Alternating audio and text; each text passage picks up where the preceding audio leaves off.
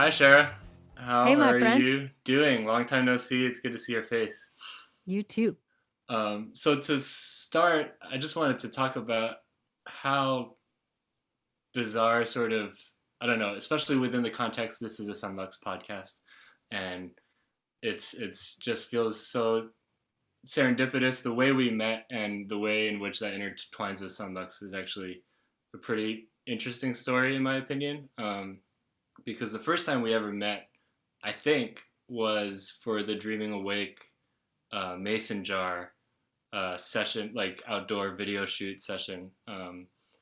So for those of you who don't know, Shara put out an EP under My Brightest Diamond in 2014, I think, called None More Than You. And there's a song on there called Dreaming Awake, and there's two versions on there. One of which is a Son Lux version, but that was made way before I'd even met Ryan. And when I met Shara, that was before I met Ryan as well. And there's a second version on there. That's the Mason Jar version, arranged by my friends Ian Davis and Chris Nolte. And at the time, I remember Ian Davis hit me up and asked me for help because he was like, "Hi, I'm arranging this My Brightest Diamond song, which like has like some like production on it, and I don't understand the rhythm that's happening. There's like a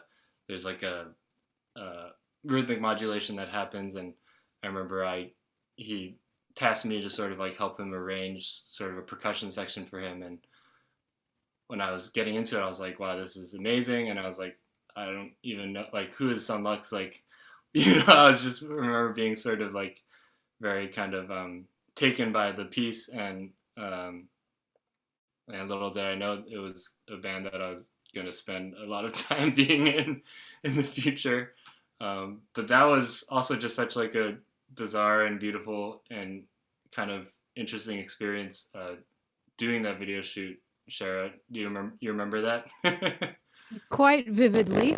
Yeah. And I always have an eye out for drummers.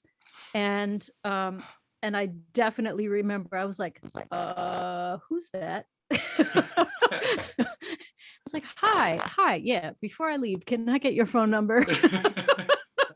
That's how that went. After we got police reports from that video because Yes. we all got ticketed for illegal activity, trespassing. Trespassing, yeah.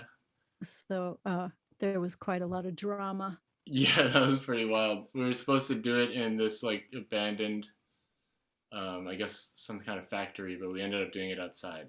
But still very proud of that video and the way that it came out. So um, for those of you who are curious, go check that out. And that's actually a interesting segue into sort of the theme that we're talking about today, which is reinvention, because that whole video and experience was literally a reinvention of a piece of music, and is something that Shara is no stranger to throughout her career. And yeah, so why don't we start by talking about a little bit about your Well, I might most, say yeah. where that song even came from before that was it was there was a concert, a festival that Laurie Anderson and Lou Reed curated in Sydney, Australia Mm. at the Opera House, and Colin Stetson, the saxophone player, was there, and they wanted to make an evening called Slow Music.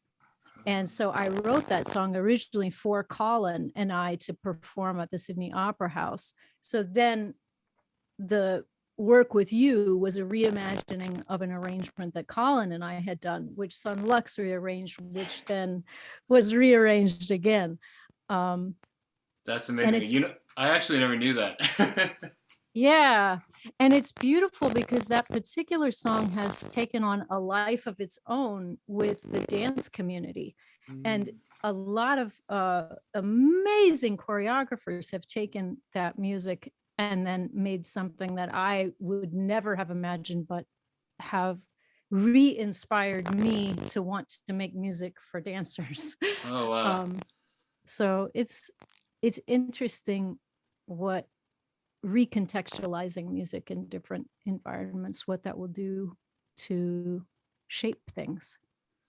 Totally. And it can feed back, like you were saying, like something that, yeah, I love that, knowing that that's like how that song came about, because I actually had no idea how sort of the life that it had even before when I got involved with it, and just the layers and layers. And I feel like that's like just a great example of how, like, when you put a piece of art out into the world and it suddenly isn't really yours anymore, it can kind of live all these different lives, and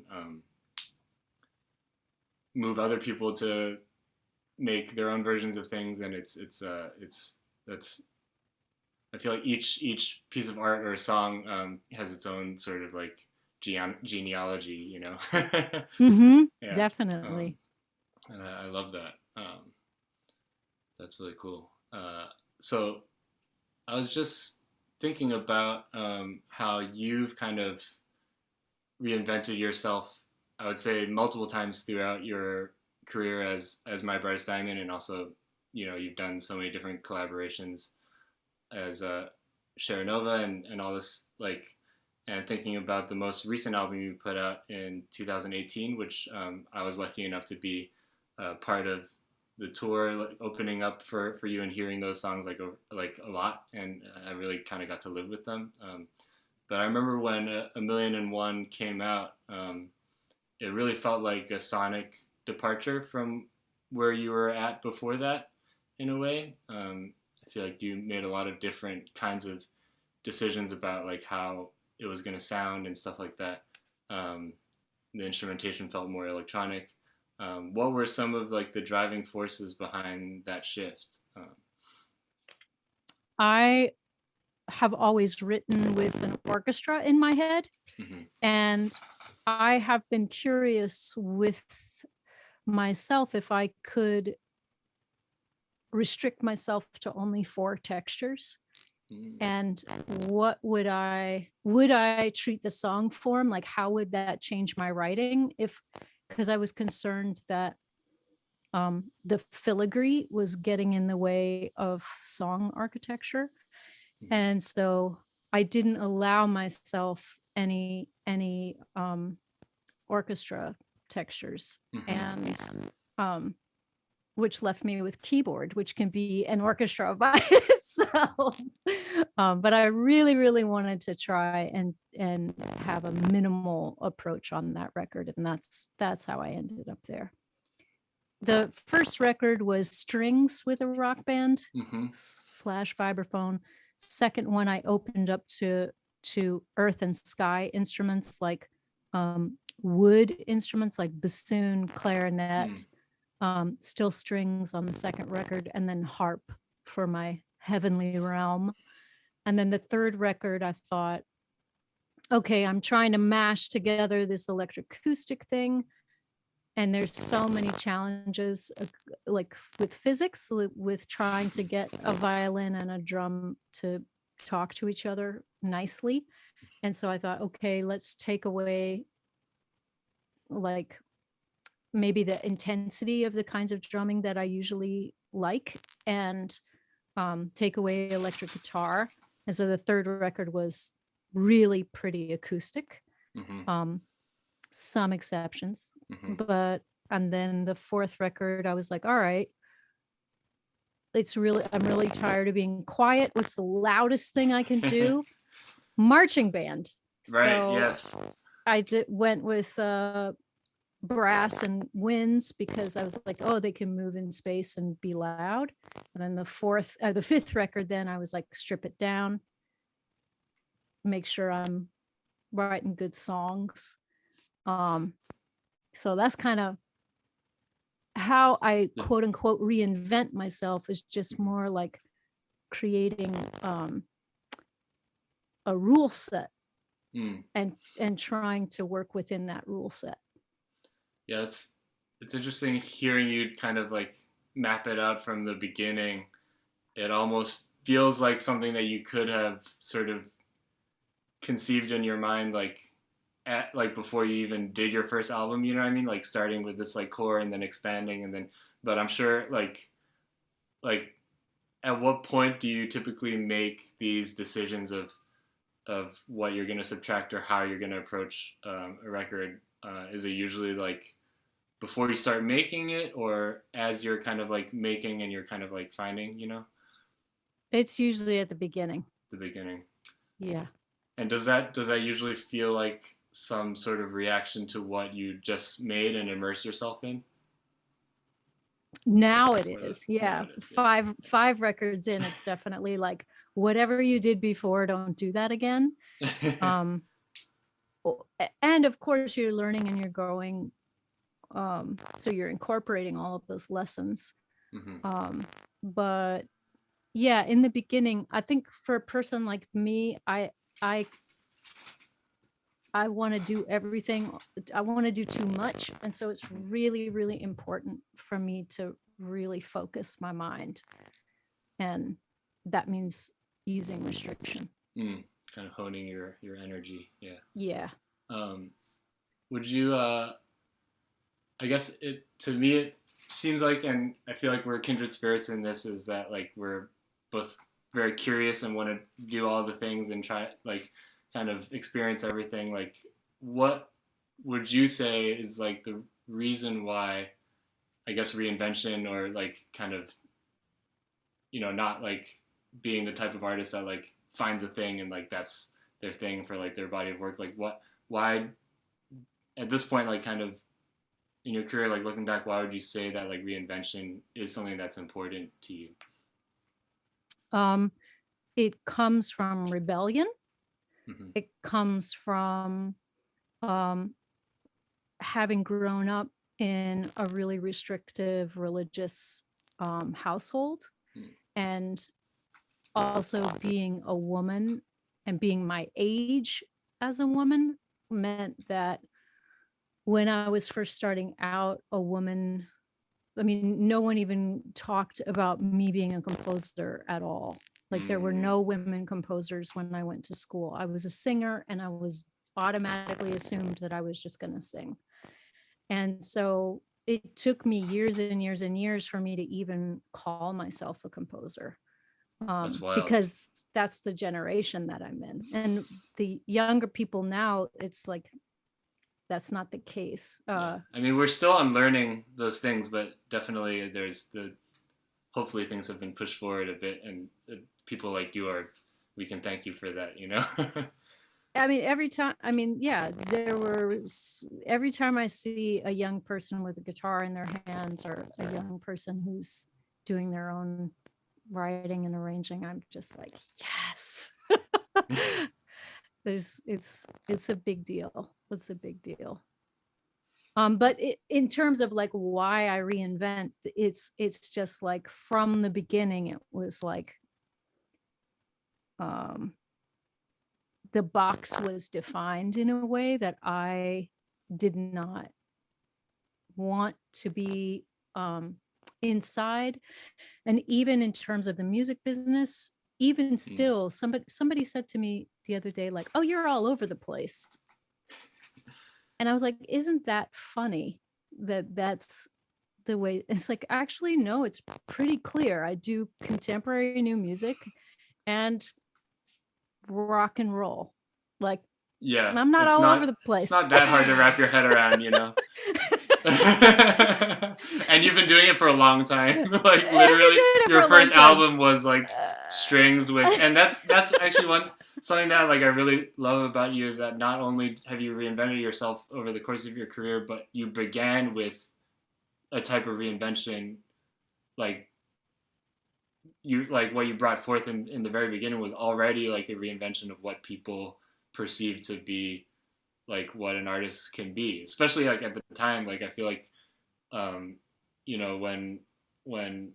I guess, is your first album Bring Me to the Workhorse? Bring Me to the Workhorse. Yeah, like that, like I think like broke a lot of boundaries, just to begin with. So that was like your default kind of like position already, and then being able to kind of like continue to reach and grow and was really inspiring. So thank you. The other thing I did from the beginning was I put out a remix record, because I wanted I wanted to set that template right from the beginning, which is, yes, there will be a record and there's a full-length remix record.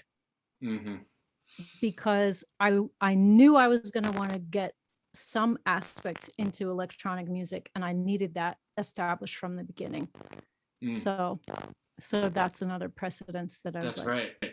So I know that Ryan did a remix for you pretty early on, I think, for Inside a Boy on That's it. Yes. And I was just curious because I've never heard the story before, how the two of you kind of came to meet.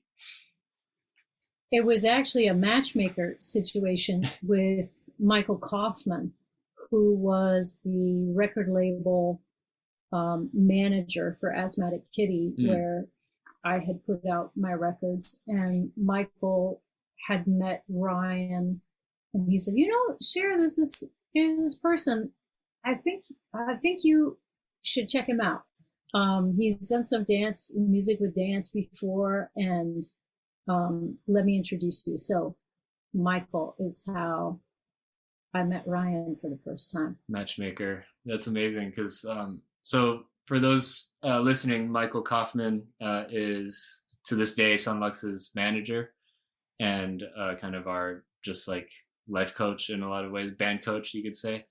And one of the things that kind of matches Shara's story about how they met is also how Son Lux became a trio from being a solo project. Because Ryan had been doing Son Lux solo up through Lanterns, and then Rafiq and I were brought on board to kind of be part of the live band as hired guns. But by the end of that cycle, that touring cycle, after Michael had kind of seen us play, you know, we had developed a strong relationship and a bond as a group, both with chemistry musically and as well as human beings. And Michael was the one who suggested that Rafiq and I be part of the band and that it be a trio. So I'm very grateful to him for doing that, because I could have easily been happily just been sort of the live drummer for Son Lux and not like kind of been invited into like the inner kind of core. So it's Michael has sort of been doing matchmaker for many years. Yeah. Mm-hmm. Yeah. And I guess on the topic of bringing, you know, Rafiq and I were originally brought on to help translate an album at the time was Lanterns, which has a lot of orchestral stuff as well as electronic stuff into it. We were tasked with the challenge of bringing that to the stage format, and I feel like in so many ways that is a reinvention in and of itself, since, you know, live performance and recorded material to me are like two completely different formats that are experienced differently. And Shara, I like have seen you perform so many times because I've been on the road with you, and you're an amazing performer that and I've seen you also perform in many different contexts, and I feel like you know, you're no stranger to this process. So I'd just love to hear your feelings and your thoughts on like what that is like. Whew. It's no easy thing at all to go as far as you can with the imagination and what you can do inside a computer and inside a recorded field, and then the gravity of, all right, tour, and all the situations that tour brings up, like toting stuff around, and what are you going to carry it in, and all the logistical, right. Yeah. The logistics are what really demand or command the situation. And I think, yeah, I like to be in the clouds, and I like to be in dreamland. And so live has always been a certain frustration for me, because they're never controlled environments. No. And And that's maybe what is the most beautiful thing is you see people trying to get more and more and more controlled, which is more and more automation, more and more playback, more and more like less and less live variables. Mm-hmm. And I think that that's because people have an expectation these days of no mistakes, no shows falling apart. Mm-hmm. And when you have, the more factors that you introduce, the more variables there are, which means the more possibility for chance. Totally, and yeah. It's a beautiful thing, chance, but it also gets you are leaving yourself with vulnerability.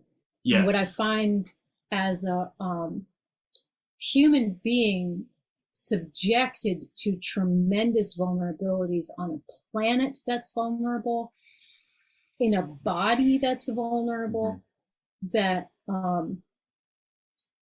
that my own resistance to that vulnerability and my desire to control it and to control the uncontrollable, there's something about that it's like, no, we gotta embrace the vulnerable.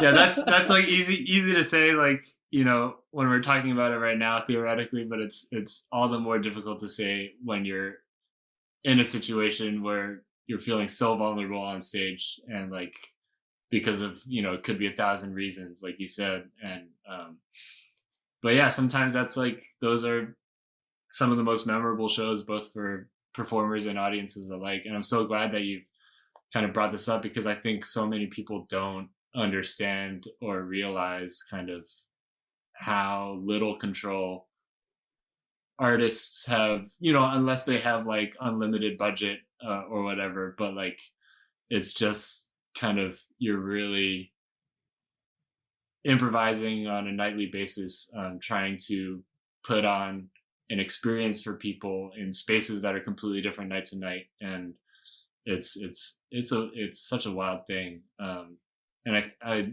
really, I feel like your frustrations with it and how much you kind of butt heads with it is also, I would venture to say that is one of the reasons why your live shows are so engaging and raw, and as well as like they kind of deliver in so many ways. And I remember very clearly, like, one of the things that was really cool about the show, the A Million and One show, that I got to kind of witness many times, was the way, I believe it was the way you started out, right? Like, where you would start in the audience, and because my memory of it's going to be a little bit more fuzzy than yours. I would like you to tell the listeners about like what that was, because that was something that was always so cool, and I loved seeing it unfold every night.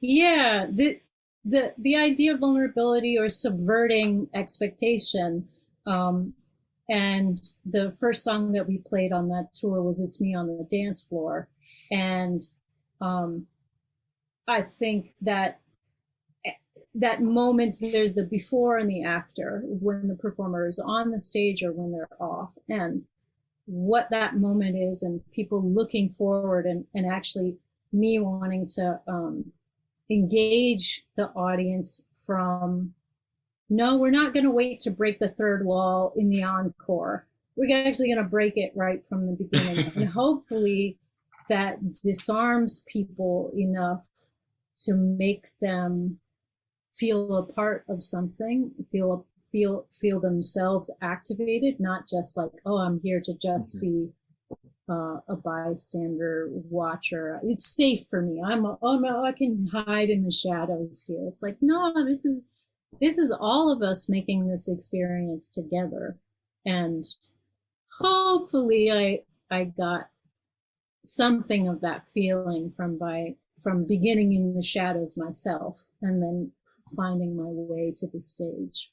Oh yeah, I thought it was always successful, and it was one of my favorite things to like kind of watch, being someone who knows what's about to happen, while everyone else in the room for the most part probably like does not, and kind of seeing people's like faces light up, because it's coming in from the audience is a move that people do, but almost never like first song of the set. You know what I mean? Like I've never like really seen that, and obviously with like the lyrics of that song in particular too, and just kind of like getting everyone in a communal space, and it's almost like kind of making me feel a little emotional right now because of the past couple of years that we've had, and how like like a concept like that would present so many more barriers and kind of considerations, that didn't used to exist, and the world we live in is very different now.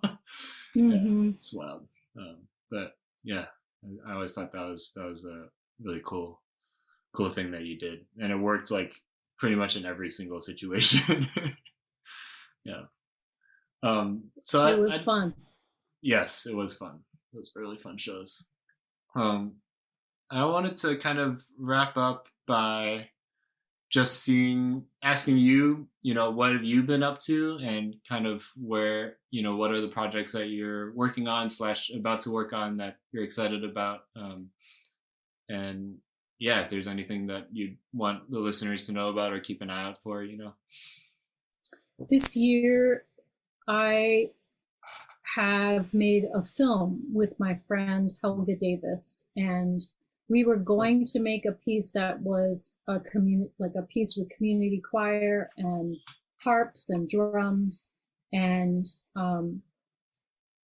we were in a dress that was built for two. And when pandemic started, obviously community choir, being in community and singing choral music was first thing to go. Mm-hmm. And so we ended up doing some workshops, just the two of us and director Mark DiChiazza, and ended up filming those. Basically, they were workshops, what we thought were workshops, which ended up being a film. And so we just had the premiere in Arkansas at the Momentary, part of the Crystal Bridges conglomerate. I don't know. But that premiere we just had in August this year, and that hopefully will be traveling to different cities. So that's been where a lot of my time and energy was focused. And then I made a record with 5 women composers. And this piece is called The Blue Hour. And that record should come out next spring, Swiss String Orchestra. And yours truly on the vocals. And then what else am I doing? And then I'm currently speed writing I guess I'm going to call it a Baroque masque, MASQUE. And it's a collaboration with the sculptor, visual artist Matthew Ritchie. And it's a retelling of it's a retelling of Paradise Lost. Oh, wow. That seems like a very intense thing to speed write.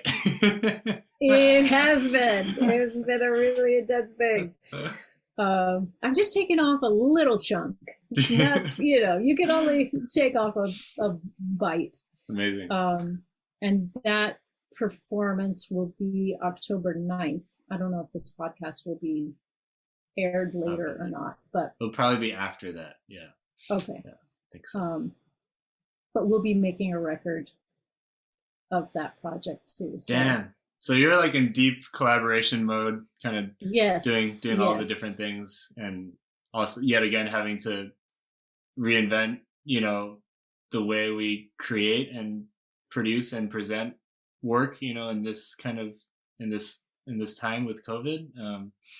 But it's all very exciting. And the film that you did with Helga Davis, you can't watch that online anywhere. You have to kind of wait and see if it pops up somewhere close by, right?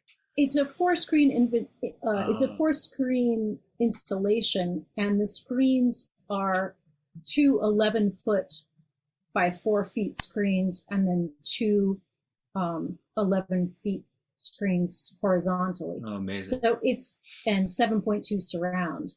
So it's really like an immersive experience. And I think if you reduced it to screen, Yeah, just would. Yeah, change totally. it. So, Yeah. Oh, well, I hope that I get to experience that somewhere soon. And yeah, thank you for taking time out of your extremely busy schedule, as it sounds like, to talk with me and to be a part of this podcast. oh, it's so good to see you. I'm so glad. Thank you so much for just this conversation.